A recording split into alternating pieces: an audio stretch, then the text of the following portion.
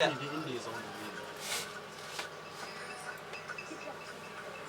we are rolling in less than 1 minute. How about the 1 minute? Wallahi. Engineer Shay? Engineer Shay?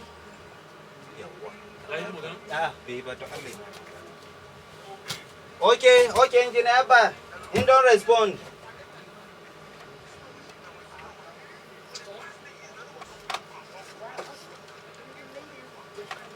Engineer Shay, give me a first frame, please.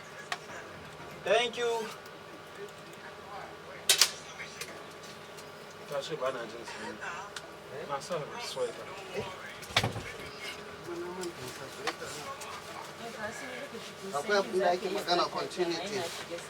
Okay, stand by. We are rolling in 3, 2, 1. Roll it.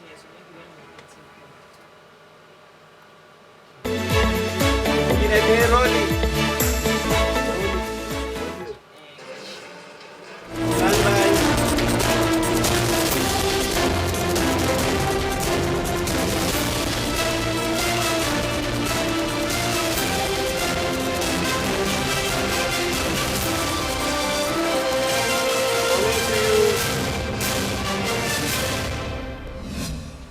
You're on air.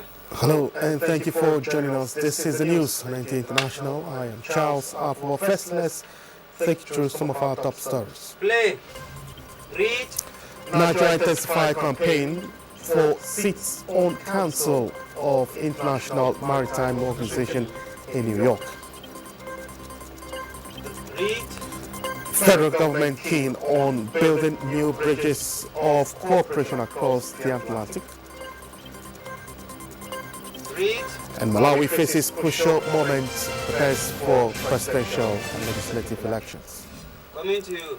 You're on air.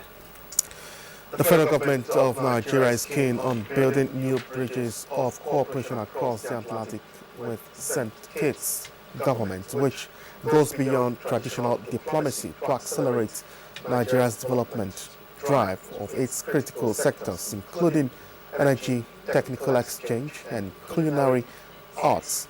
Minister of Foreign Affairs Yusuf Tuga gave the assurance when his counterpart from St. Kitts and Nevis, Dr. Denzel Douglas, visited him at the ministry in Abuja. Garba Natala reports. Play.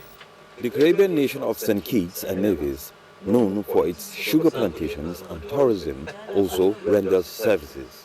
The Federation is seeking stronger economic ties with Nigeria. Like many nations, St. Kitts and Nevis faces a modern challenge: how to build a resilient, self-sufficient economy in an evolving global dynamics and uncertainty. That search for new partners led them to Nigeria, and so far, this is the first ministerial visit to an African nation, though not a random visit, but on account, inspired in part, by President Bola Tinubu's own recent diplomatic efforts in Brazil to reconnect with nations across the global south. This is the result of diplomacy, as the Foreign Minister, Yusuf Tuga, calls it the engine for long-term sustainable development. In Abuja, Muhammad Atala, NT News. You're on air. Nigeria and Angola have strengthened bilateral ties by signing two major agreements at the revived Nigeria-Angola Bilateral Economic Joint Commission in Luanda, Angola. Play. Minister of State for Foreign Affairs Bianca Ojukwu, in her statement, says the pact focuses on cooperation in combating the illicit production. The minister stated that both nations are committed to implementing the agreement under President Tinubu's renewed hope agenda. Coming to you.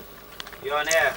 And Nigeria's campaign for a seat on the International Maritime Organization Council under Category C has entered a new high-profile phase in New York as the Minister of Marine and Blue Economy, Adegboyega Oyetola, formally addressed permanent representatives of African nations to the United Nations at the reception in Nigeria House, New York.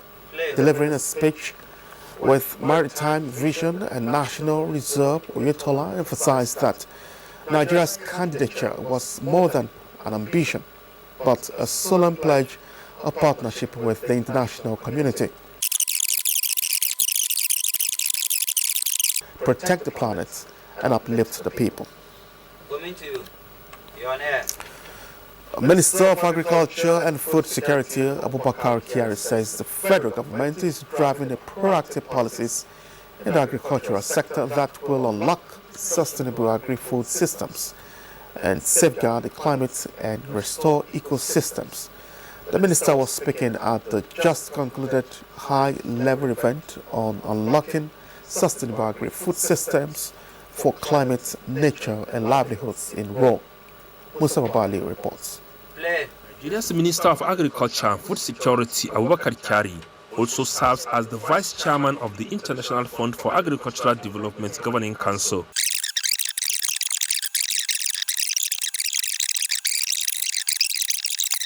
Musa Baba Aliyu, NTA News. You're on air. Malawi faces a crucial moment as it prepares for presidential and legislative elections on September 16th. The upcoming vote, marked by a challenging economic climate, will see a repeat contest between two familiar figures, incumbent President Lazarus Chakwera and former President Peter Mutharika. Let's hear more from Comfort Fashion. Play. The upcoming election in Malawi presents a high-stakes rematch between two presidents, Lazarus Chakwera and Peter Mutharika, vying for control of the nation. This marks their third electoral clash. With the potential runoff widely anticipated, and the first-time candidacy of former Reserve Bank Governor Dalito Kakambe could also prove decisive. President Chakwera, a former evangelical preacher, is campaigning on a platform of continuity. He's seeking a second term to complete projects initiated during his first term, including infrastructural development for roads, schools and hospitals. Meanwhile, Mutharika is positioning himself as a leader capable of revitalizing Malawi's struggling economy, promising a return to what he calls proven leadership.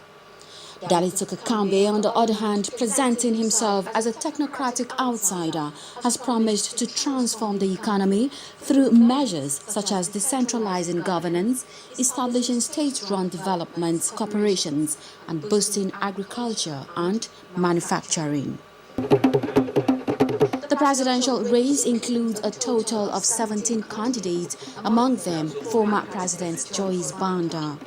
Alongside the presidential vote, Malawians will also elect members of parliament and over 500 local council members, shaping the future of the nation's leadership at all levels. Comforts, fashion, NTA News.